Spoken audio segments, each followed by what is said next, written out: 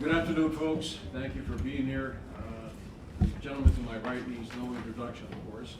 I knew him when he was a governor. Actually, we met in... I had a full head of hair.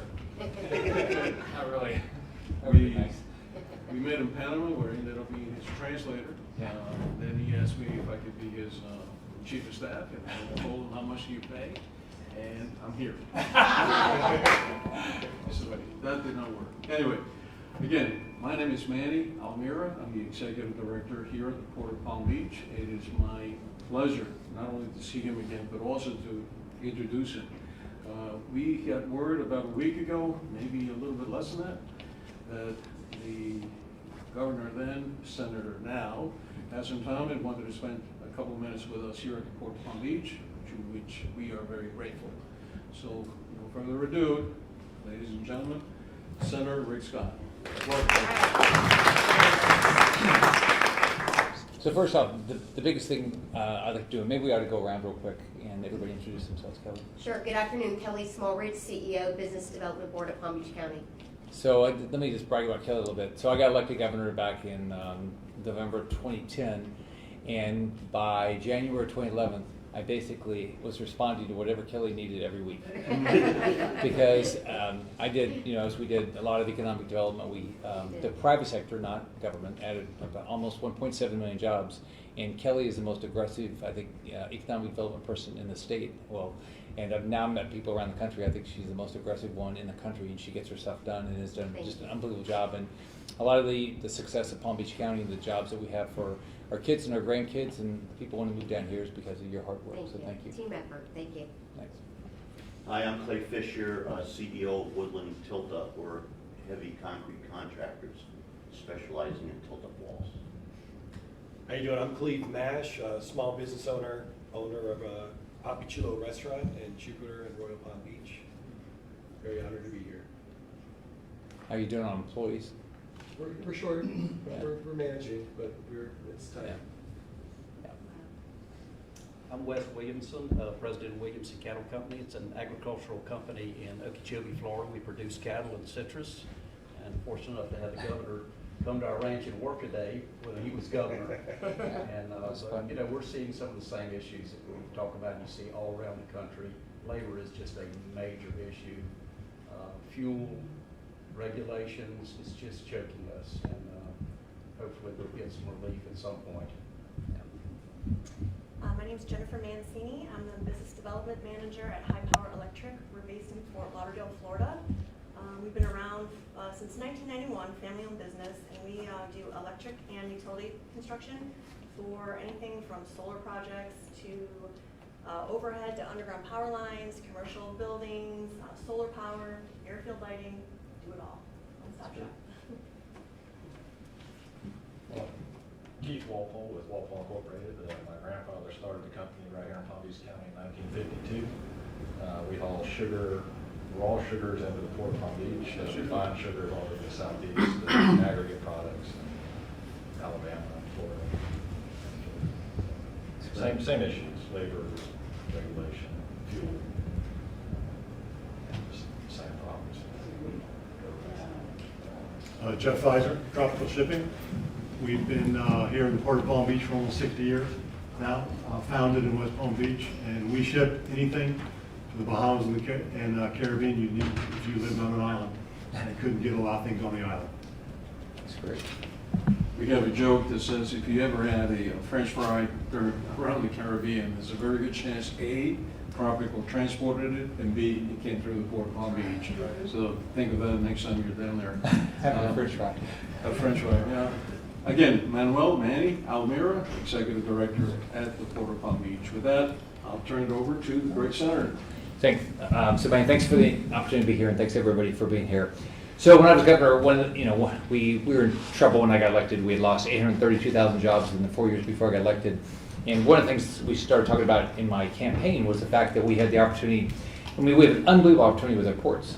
I don't know if the number is still true, but still less than half of the international cargo that we use in our state comes in through a Florida port. That's true. So when I got elected, the state was not investing a lot in our, I think 15 seaports. And So we started investing, and over an 8-year period of time, we invested $1.4 billion.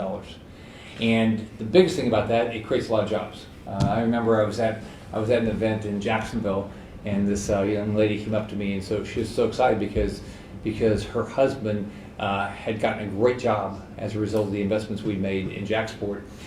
He actually invited me to get in the crane and go up there. I was actually busy that day, and I was not able to do it. But Conveniently so. yeah.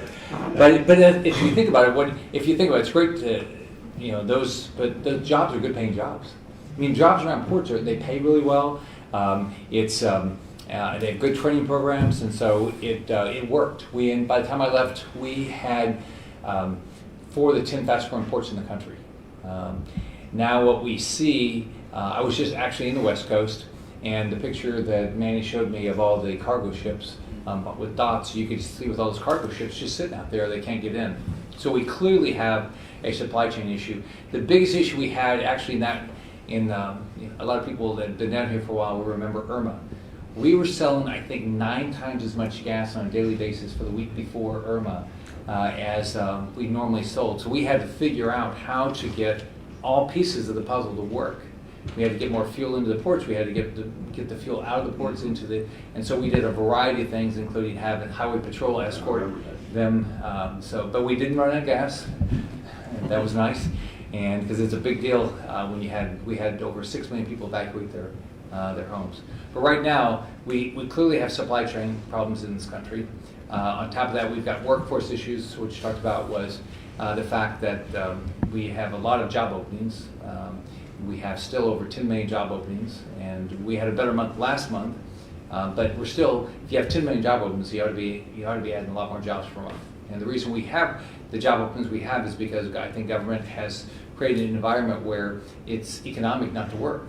You would never do this to your children. You would never say, hey, I'm going to support you as long as you don't work. And that's what our government is doing to our kids and our grandkids, and that's not right. It's not good for the country, and long term you can't afford it. It's not going to happen. And then the next thing is this vaccine mandate. So first off, we did everything we could to keep people employed, right? We did PPP, we gave extra money for different things. Now we're telling people that, you're telling the private sector, by the way, you guys, that if you don't force your employees to get a vaccine, then you have to fire them. Where did government get think this was a good idea, that we would tell people you have to get a vaccine or you lose your job? What we ought to be doing is do what I tried to do when I was governor, is talk people into what we'd like them to do, and you do that by giving people good information. People are pretty logical. My parents didn't have much of an education, but they were pretty logical, and if they believed in something, they would make it happen. And so I think that's what we ought to do. So I'm gonna do everything I can on those issues to try to have a positive impact. I tried to block the paying people more money not to work than to work back when the Emergency Cares Act was passed, but we lost on that. One bill that I'm doing with Congressman Jimenez from Miami is called the Supply Chain Emergency Response Act. It's going to redirect $125 million of unspent CARES dollars, and it's going to help move. It's going to subsidize the cost of moving cargo from the West Coast through the Panama Canal to here, anywhere on the East Coast. Of course, I'd like them all of it in Florida, but anywhere along the East Coast. And so we filed that bill, and we're going to work hard to get it done. We've got to figure out how to deal with the supply chain. If you look at it, if we don't deal with supply chain, here's what's going to happen. One, there's fewer jobs. That's the most important thing for a family. It hurts them. And number two is it's going to cause more inflation. We're already seeing gas prices up year over year over 50%. We're seeing food prices up. We're seeing almost everything. I mean, housing prices, everything that a normal person buys is up. And so if you're rich, maybe that doesn't impact you. But if you don't have a lot of money, all those things, I mean, just... That's our number one concern right now for our restaurant is the inflation. Well, first off, you take the gas. If you have a F-150, 32-gallon tank, $120, right? $120 We have for 155 pickup trucks on the road. So do the math on that too. Right. And then we look at food now. So you look at food prices are up. We can't keep up. Yeah. Food is, suppliers are going up every week. Yeah. Just got a notice from Trading Brothers that they're going up again another 10% on perishable goods. Yeah. We can't keep up. We keep changing our menu, but at some point we're priced out Right. of the market. And then people are not gonna come to a casual restaurant Right. to spend $7 for a taco. Right. So it's just pricing us out of the market. So really, it's not the labor issue now. Now it's the inflation issue. Right. That's our number one concern. That's gonna be a bigger killer than COVID for the restaurant industry if we don't get it under control. Well, normally it would have been $4,600, $5,000 to import a container. Right now it's up to $20,000. Right. Who's gonna pay for that? Yeah. And that's just in the Caribbean? No, from China to California. The trucking, to get a truck from California with produce used to be $2,500 2 years ago. It's now $12,000. So who's paying for that? Now, the trucking industry, obviously, as gentleman knows, they're short on drivers. So, everybody's getting bid out, and so it's unfortunately for me, being a small business owner at the very end, in order to survive, that's the cost. It's cost of business. So can I mark it up enough to charge my guests, the money to be able to break even at this point? I mean, we're happy to break even. That's where we're at. So bad for us, it doesn't matter if we pay extra and build it into the price of our contracts. Some of the developers, they say, we don't care, we'll pay for it. We work for a large e-commerce company that's building a lot of industrial warehouses around here, and we can't even get the materials we need, even if we were to pay extra. The time to get certain electrical components used to be, like a bad time was like 12 weeks. 52 weeks, 58 weeks, 40 weeks, the whole project is 16 weeks. You can't get it. Just can't do it. Doesn't matter what you pay. They can't get it to us. It's not available. Don't have the materials. They don't have it.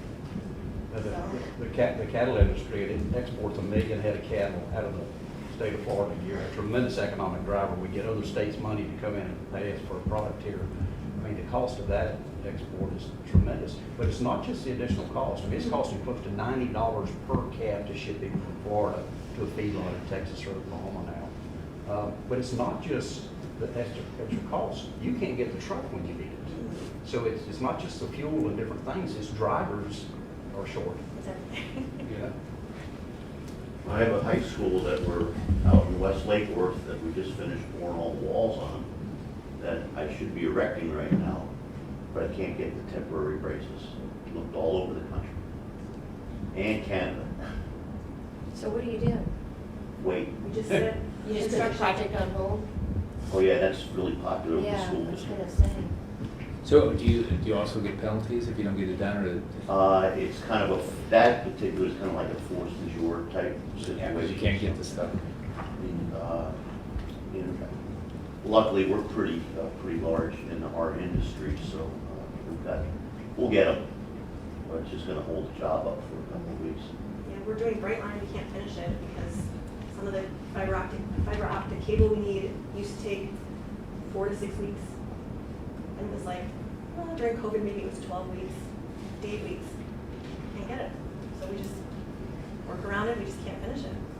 We don't have the cable. And it's not like we can't get it, but one of our competitors can. They just can't get it. They don't have it. Vicious. I'll give you some numbers similar to your F-150 example. We operate a fleet of 17 ships that fly the Bahamas and Caribbean. We plan to spend about $30 million in fuel this year. On fuel, yeah. It's gonna be close to 60 of fuel this year that we have to spend. All that has to be passed on. And that would be, can you pass on the cost? Yeah, So far? we'll pass it on, So- but then the consumer will end up That's paying like that French cost. fries cost $50. That's probably quite fresh, right? More expensive, yeah. Yeah. So far you've been able to pass it on? We've been able to pass it on, yeah. It won't get to a point where things will start to slow down and people will just stop buying things because they won't Yeah, have projects the will get money. canceled for us, like things around, they'll get canceled, and we have seen that. Some of the projects just go quiet and they just disappear. Yeah, at some point, it's gonna stop, they're gonna stop coming to the restaurant. Yeah. You have to make a Yeah. living, it's just a chicken. Purchasing a new truck today, semi, we have 100 trucks on order for next year, we're gonna cut to 40. And so we're having to run an extra couple of years before the cycle. So we're gonna be 700,000 or 800,000 miles. We can't get parts for the one we're running now. So there's literally not just our fleet, but fleets all over the country. There's thousands of trucks sitting that don't have parts just to keep them on the road. And this thing is just continues to snowball. We placed an order for 2 smaller trucks. It's been about 8 weeks, we still can get them. And this is through a state government contract. Yeah, we're waiting. Can't get them, they're telling us maybe in 3 months. Maybe. So what do? Well, you send what you now have and get it fixed, and then it's a vicious cycle. Then another one breaks in. Before you know it, you're already paying for a new vehicle on what you already have. So, and be careful. This is me now. I'm not an economist, but I hear it. I heard it a couple of weeks back, or a couple of months back. Inflation. Well, what comes after inflation? Recession. And that's that we don't want to get into. Yeah, because it happens what you just said. What happens is people can't afford it. Right. Or, I mean, you know, I grew up in a poor family, so I still read menus right to left. You say, even if you can afford it, you say, I'm not doing this. Right. Right? If you say, that's not fair. And it's frustrating because on a national level, if you look at the news, that's all you have to read the press. Yeah. They don't ask the questions about really what's happening to businesses in America. Right. They're asking, to me, dumb questions. Let's get to really what's the problem. All of us have the same problems. Labor, not being able to, pass on the inflation to our customers. Gas prices, it's the same thing, but there's no state of emergency from our government saying, oh my God, we're gonna get this thing fixed, let's get it done right now. We're not talking about it in the news, you don't hear about it in the press. You know what surprised me is if you were the Secretary of Transportation and you know your biggest issue right now is a bottleneck at Long Beach, what would you do? You get on a plane and you go out there until you solve it. Right? You just go piece by piece. Is it a regulation? Mm-hmm. Is it a fee? Is it what are we missing something? It's like what we did with the hurricanes is we all got on the phone, right? We all got on the phone, everybody got on the phone and we said, okay, where is the bottleneck? And we solved the bottleneck. We the ports, and then we made sure as soon as it passed, we had to get what, Navy and the Corps. Correct. And check the DOE was also yeah. very well. They had to check the ports, and we got it where it was ready. So as soon as it passed, as soon as it got past that area, we could open the port. So, but but you don't hear anything. No. You hear nothing about, and they're not talking about the fact how many people are going to lose their job over this vaccine mandate. I mean, Well, it's another level of pressure. Can't find enough employees, but the ones we do have, we're gonna have to get rid of. I mean, it makes no sense. your government. Yeah, it makes absolutely no sense. Yeah. So, what else? We have our new infrastructure bill, which is great, but we can't build it, if something wants to build, all this money that's gonna be coming in, good luck getting the people or the materials to do all these projects, because. Yeah, because you can't get the stuff to do the projects you You have can't do what we now. have now, and you're gonna flood all this money in for EVs and all these chargers, where are you gonna get them? Where are you gonna get all this stuff? Where are you gonna get the batteries? Where are you gonna get the copper? Where are you gonna get, you can't get the stuff now, it's too expensive. Pacific Ocean. That's what we're gonna do. Ships around. Yeah. Go on there. Yeah. So everybody's Christmas presents are. They can do it, Yeah. all these projects. Everybody's Christmas. I talked to a lady the other day that was buying a game for what was it, PlayStation, whatever, 15 or whatever, and she bought it, and in 3 weeks it doubled in price. No change. Because there was nothing available, so whoever had it, I guess if you do it on some of these online companies, they just, whatever the market is, the market is. Right. So, here we go. Thank you. Yeah. Maybe recession. Most people can't do that, right? I mean, they just, my parents couldn't have done it. I said, well, So it was next year. yeah. It sucks for Christmas. As it relates to the infrastructure bill and money for ports, when you look at Long Beach, you look at Savannah, one of the big needs is land. Yeah. These giant ships come in and drop all these containers. You gotta put them on the land somewhere. Even here at Port of Palm Beach, we need more land.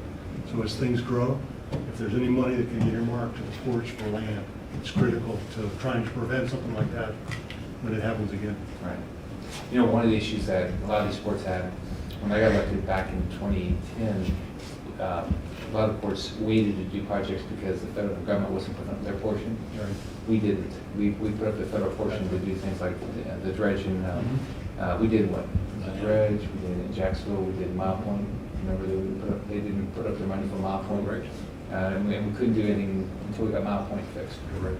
So So we just put up both everybody's, the federal government's portion. I remember when we opened up the tunnel, they came down to brag about it. You know, It was That's a, right. there was a bunch of local money there too Yeah. in that project. It wasn't, I think in all the Miami stuff was local and state. it was. Yeah, kidding. It's already, you do so many projects when.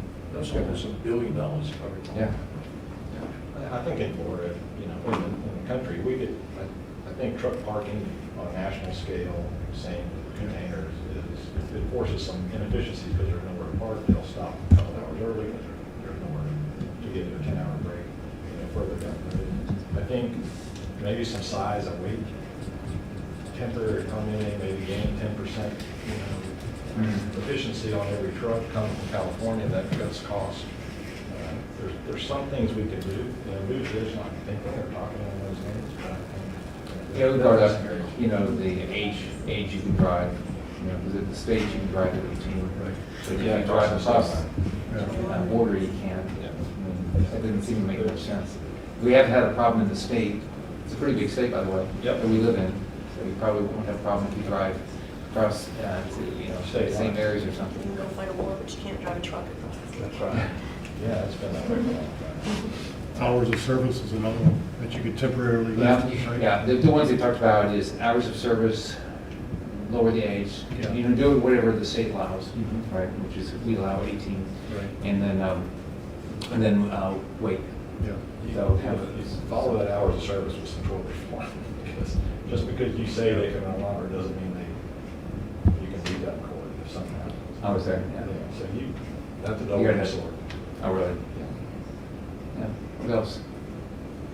Don't you think we need more vocational type of institutions that will in fact teach young kids, high school graduates or right before that, how to weld and how to be a truck driver? These are jobs that are relatively available, especially now, They're good paying. and they're very good paying, Yeah. sure. We fight for that every year in And you Tallahassee. end up with no debt at the end. Every year. And they have We have, vocational technical, you're right. Yeah. programs, Trying to carry that. We have 28 state colleges and I think 57, 58 technical schools in the state. And you know, I'll tell you what, it was in my years as governor, we, you know, constantly propose more money. And it's not as much operating costs as it is capital costs of all those programs. It's really hard. Everybody, you know, what's happened is people sold that everybody should go to college. Well, that's not true. If you want to go to college because you need a college degree for that type of job, you should go to college. Otherwise, you should go to another school to get the education you need for that different job, and don't end up with a whole bunch of debt.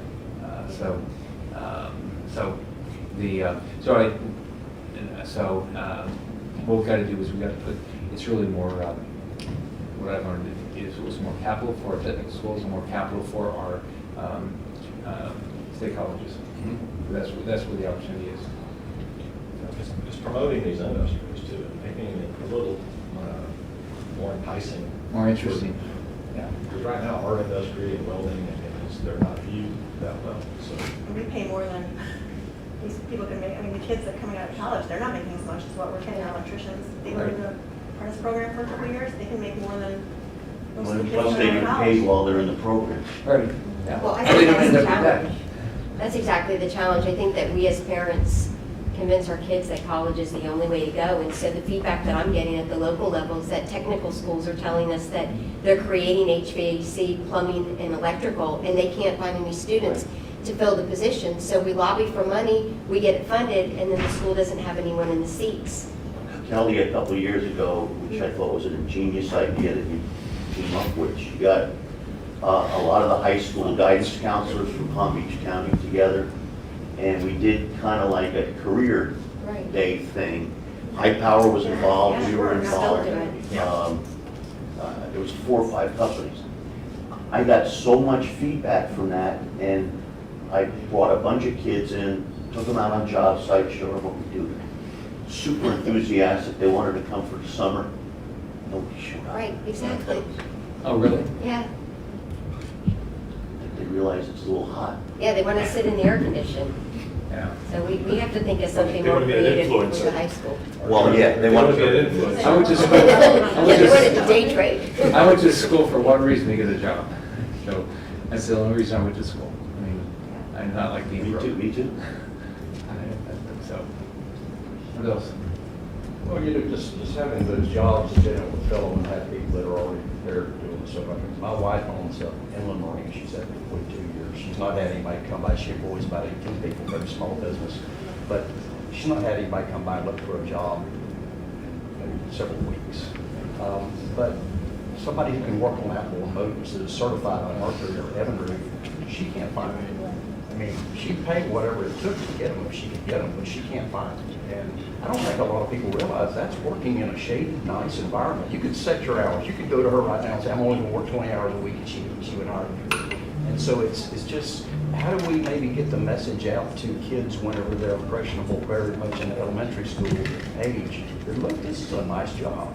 I mean, I imagine they could go to Walpole Trucking and just pretty much set their hours right now, what they want to do. So they're very high paid. You and I talked about this years ago, that they're making more money coming out of the trade schools than they are out of college. And it's a supply and demand thing. The reason they're making more money is there's a demand for those type of jobs. Yeah, we got to direct the dollars to where there's people get a job. Period.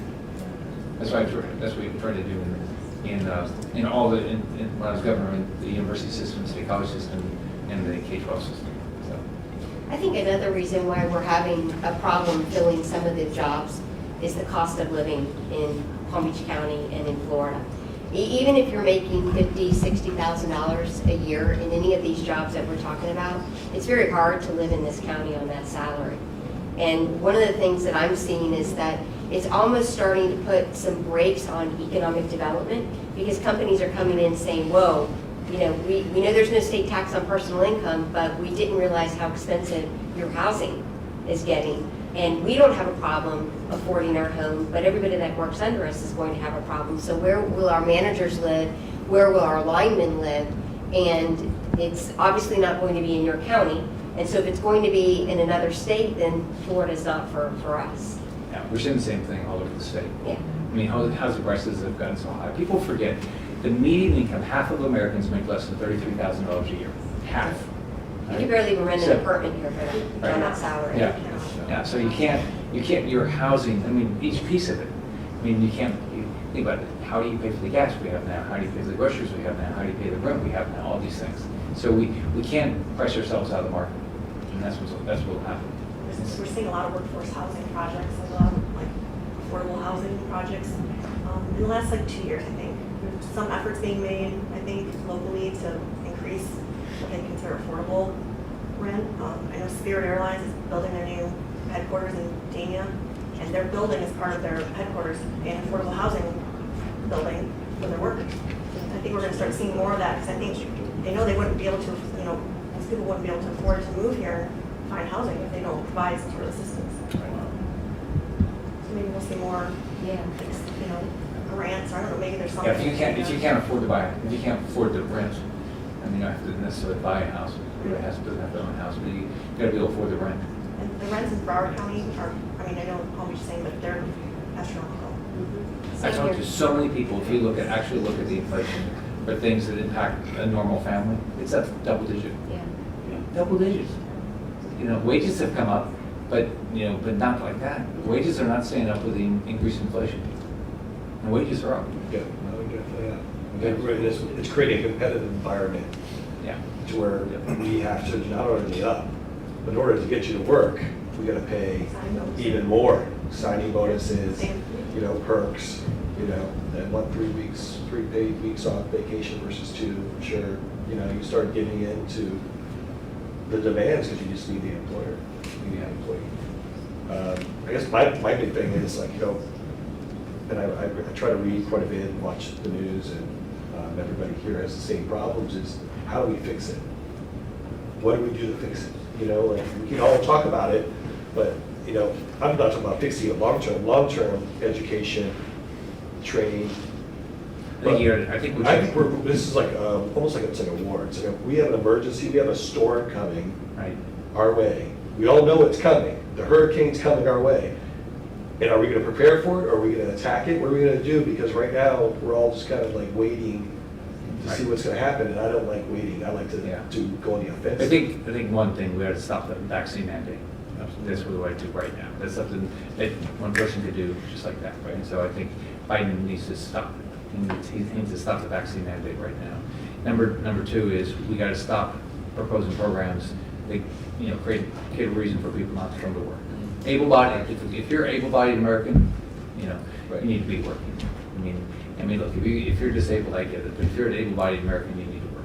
And then we got to get people that will sit down and say, whether it's in Portland or Long Beach, say, okay, so what's the problems here, and let's solve each problem.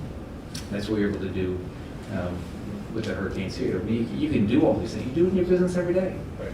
What's your biggest problem? So I think those are three things. So the reason I proposed the bill I did with Congressman Timan is we have CARES Act dollars that are unspent. We got to get the project in from the West Coast. There's a cost to get it from the West Coast to here, and so let's subsidize it and get them to come to the East Coast. And we don't have the backup they've got. Right.